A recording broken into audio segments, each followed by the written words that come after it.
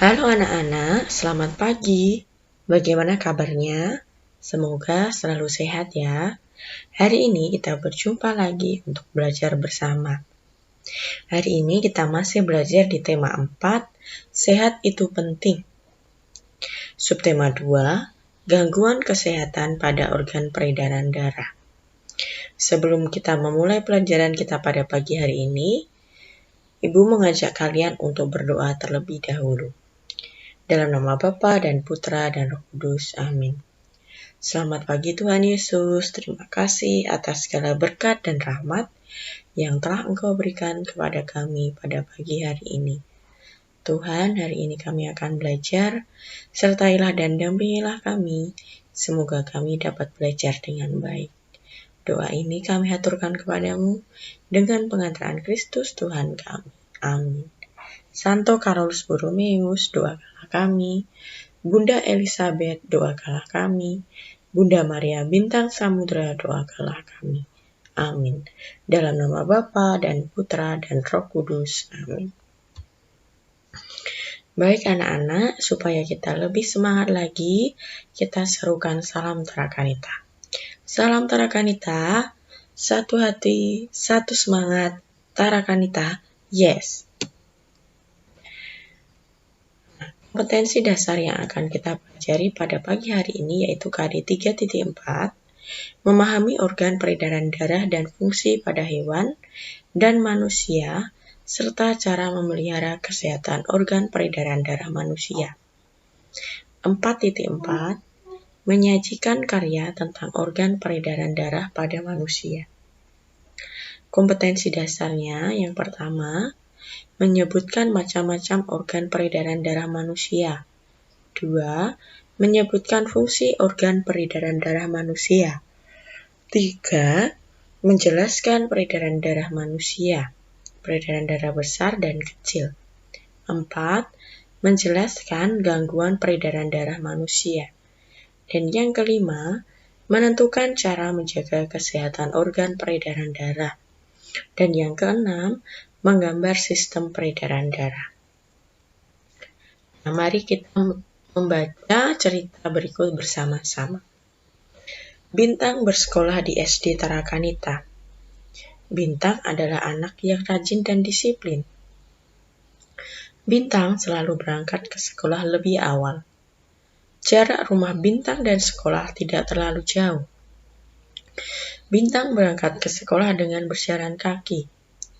Berjalan kaki juga merupakan kegiatan olahraga. Bintang berjalan kaki dengan langkah ringan dan santai.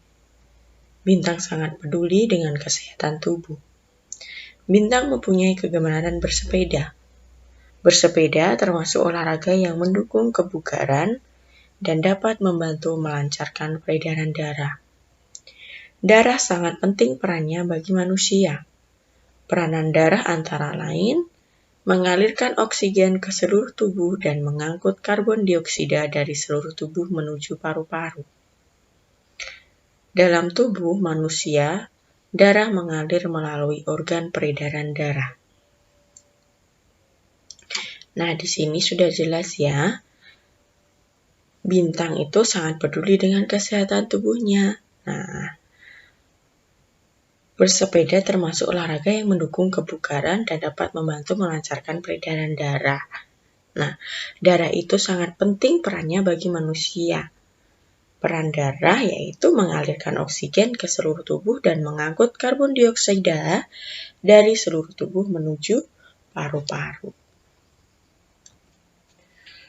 Sistem sirkulasi atau peredaran darah adalah sistem yang mengatur pemompaan darah yang dibutuhkan tubuh untuk kelangsungan hidup. Sistem ini juga bisa disebut sebagai sistem transportasi karena sejalan dengan aliran darah. Juga mengangkut zat-zat maupun hormon yang dibutuhkan tubuh sehingga tersebar merata. Nah, fungsi dan peran organ peredaran darah. Yang pertama yaitu organ pada jantung. Jantung adalah organ tubuh manusia yang berfungsi memompa darah ke seluruh tubuh. Jantung memompa darah dengan cara berkontraksi dan berelaksasi secara bergantian, sehingga jantung berdenyut, mengembang, dan mengempis. Jantung terletak di dalam rongga dada sebelah kiri. Ukuran jantung kira-kira sebesar kepalan tangan pemiliknya. Jantung tersusun atas kumpulan otot-otot yang sangat kuat yang disebut miokardium. Jantung terdiri atas 4 ruang, yaitu serambi kanan, serambi kiri, bilik kanan, dan bilik kiri. Nah, ini merupakan gambar jantung dan bagian-bagiannya. Anak-anak bisa mencermati sendiri-sendiri ya. Nah, serambi kanan mengalirkan darah yang kaya akan CO2 ke bilik kanan. Sedangkan bilik kanan perannya yaitu memompa darah yang kaya akan CO2 ke paru-paru. Serambi kiri perannya mengalirkan darah yang kaya akan O2 dari paru-paru ke bilik kiri. Sedangkan bilik kiri berperan memompa darah yang kaya akan O2 ke seluruh tubuh. Nah, komponen darah itu ada eritrosit, leukosit, trombosit, dan plasma darah. Apa itu fungsinya? Eritrosit berfungsi untuk mengangkut oksigen dan karbon dioksida. Sedangkan leukosit membunuh kuman yang masuk ke dalam tubuh. Trombosit membantu pembekuan darah dan penyembuhan luka. Sedangkan plasma darah mengangkut zat-zat makanan dan hormon. Antara bagian kanan dan kiri jantung dibatasi oleh sekat jantung yang disebut kutub jantung.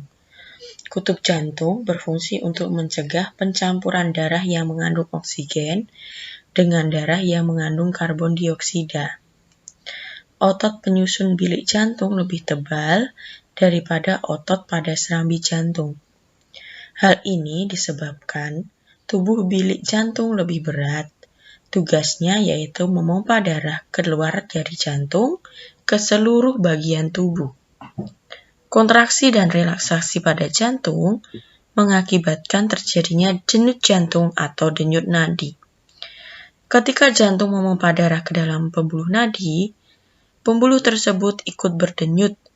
Dengan demikian, melalui denyut nadi, kamu dapat mengetahui denyut jantung. Denyut nadi akan terasa jelas dengan menekan pembuluh nadi pada pergelangan tangan dan bagian leher di bawah telinga. Untuk dapat menghitung denyut nadi, ayo lakukan percobaan berikut. Nah, ini percobaannya. Coba kamu hitung denyut nadimu dengan langkah-langkah berikut. Yang pertama, tempel dan tekankan, jangan terlalu keras. 3 jarimu telunjuk tengah manis, maka pergelangan tangan yang lain. Temukan denyut nadimu. Hitunglah denyut nadimu selama 15 detik, kemudian hasilnya dikalikan 4. Kecepatan denyut jantung tergantung kegiatan yang dilakukan. Ketika sedang beristirahat, jantung berdenyut kira-kira 60-80 kali setiap menit. Kecepatan denyut jantung dipengaruhi oleh usia, jenis kelamin, tingkat aktivitas, dan kondisi kesehatan. Semakin aktif tubuhmu, denyut jantungmu semakin aktif. Alat yang digunakan untuk mengukur kecepatan denyut jantung disebut elektrokardiogram. Nah, ini gambar elektrokardiogramnya.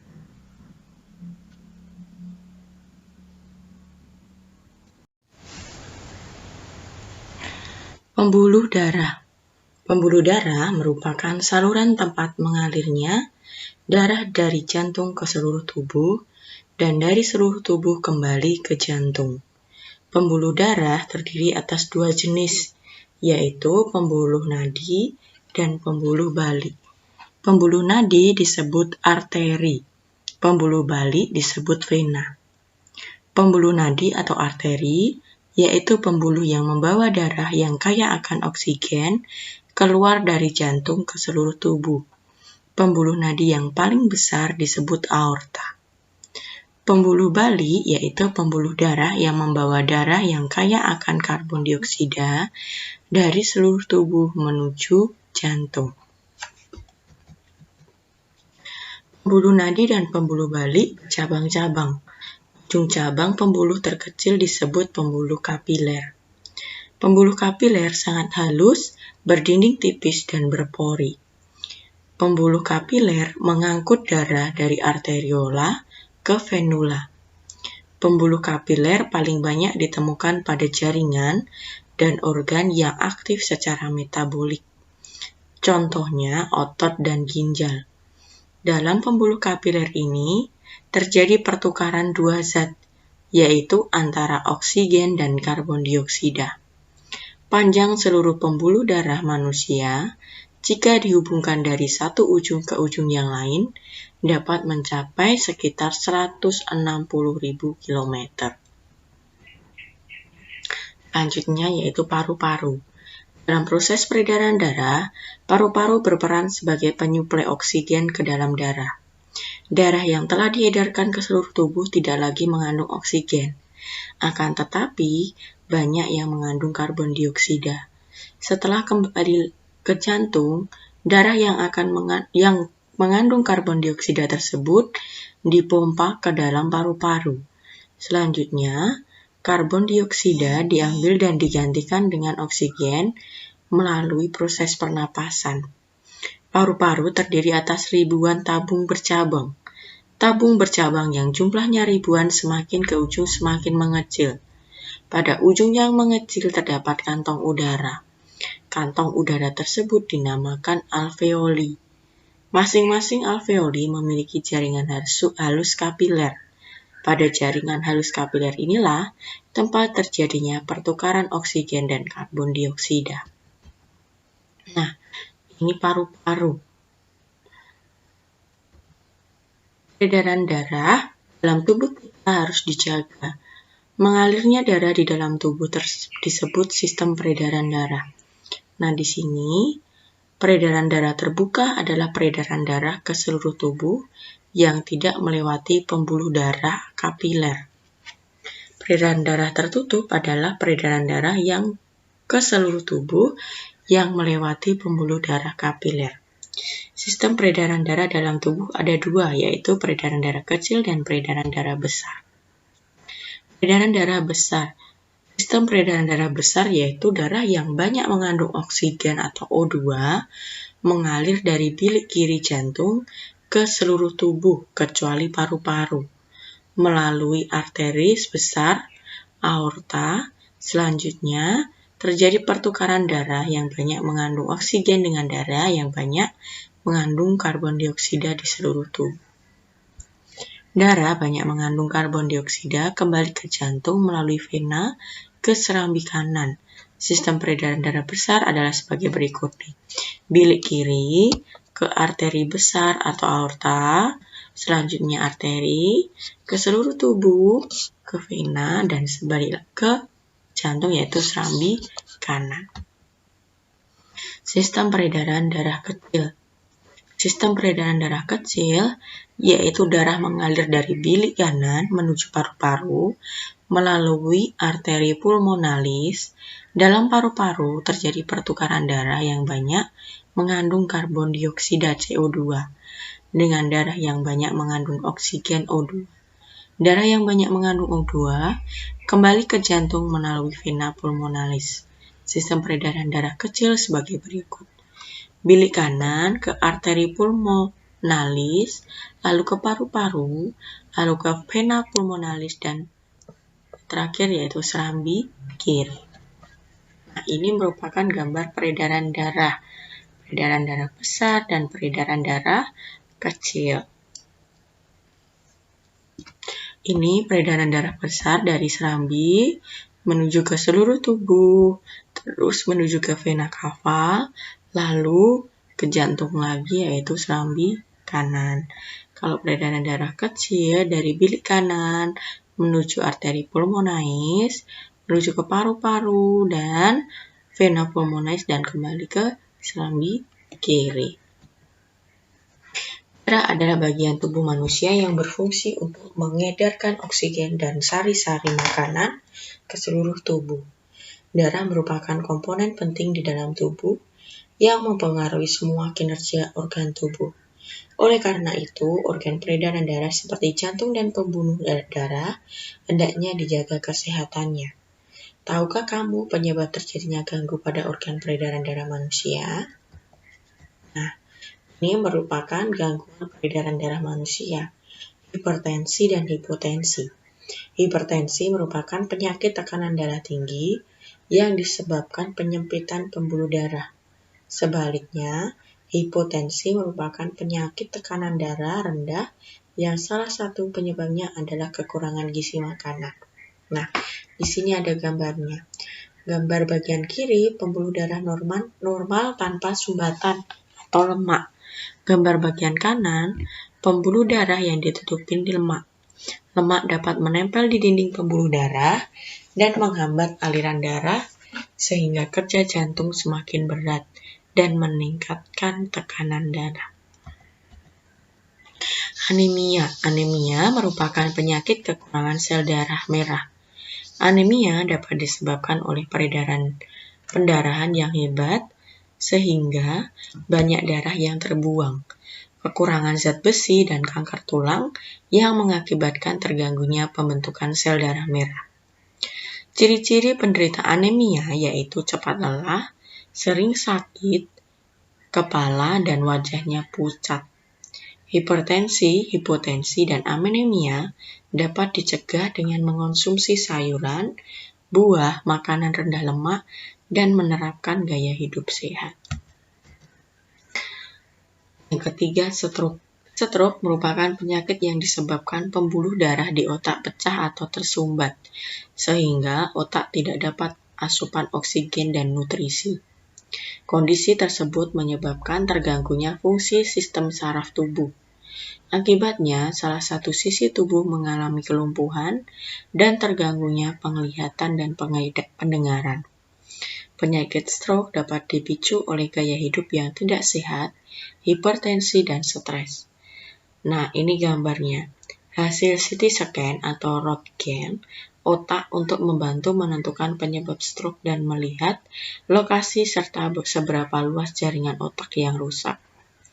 Bagian otak yang rusak ditunjukkan warna merah. Nah, ini bagian yang rusak nih ditunjukkan warna merah. Leukemia. Leukemia merupakan penyakit yang disebabkan oleh berlebihnya produksi sel darah putih. Hal ini mengakibatkan sel darah putih akan memakan sel darah merah.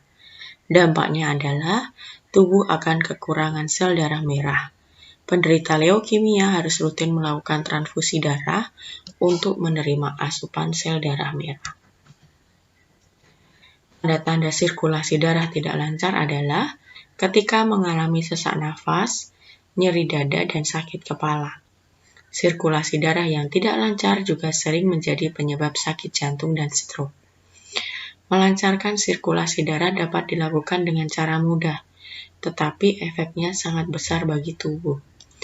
Caranya adalah dengan membiasakan diri untuk lebih sering berjalan kaki atau berolahraga. Berjalan kaki setiap hari kurang lebih selama 30 menit setelah makan dapat melancarkan sirkulasi darah dan membantu proses pencernaan makanan dalam tubuh. Nah, cara menjaga kesehatan organ peredaran darah yang pertama, beristirahat secara teratur, berolahraga teratur untuk melancarkan aliran darah, misalnya lari pagi dan bersepeda, membiasakan memakan makanan yang sehat. Makanan yang menyehatkan jantung adalah makanan yang bergizi, seimbang, dan rendah lemak. Terlalu banyak mengonsumsi makanan yang berlemak dapat mengakibatkan penyumbatan pembuluh darah. Usahakan selalu mengonsumsi sayur dan buah. Melakukan rekreasi. Berekreasi tidak harus berpergian ke tempat wisata. Membaca buku, bermain, atau bersantai di rumah merupakan contoh sederhana dari berekreasi. Nah, Ini latihannya ada 5. Yang pertama, sebutkan 3 organ peredaran darah manusia beserta fungsinya. 2. Sebutkan dan jelaskan 2 gangguan peredaran darah manusia. 3. Sebutkan 3 cara menjaga kesehatan organ peredaran darah manusia. 4. Fungsi dari komponen darah trombosit dan leukosit.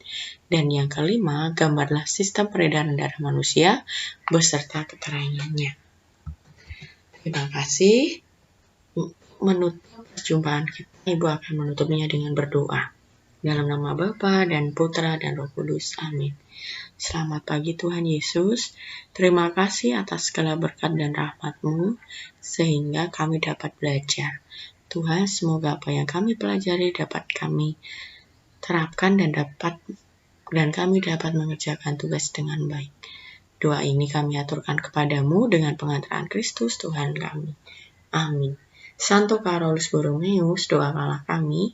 Bunda Elizabeth, doakanlah kami. Bunda Maria Bintang Samudera, doakanlah kami. Amin. Dalam nama Bapa dan Putra dan Roh Kudus. Amin. Baik anak-anak, selamat belajar dan mengerjakan tugas. Tuhan memberkati. Bye-bye.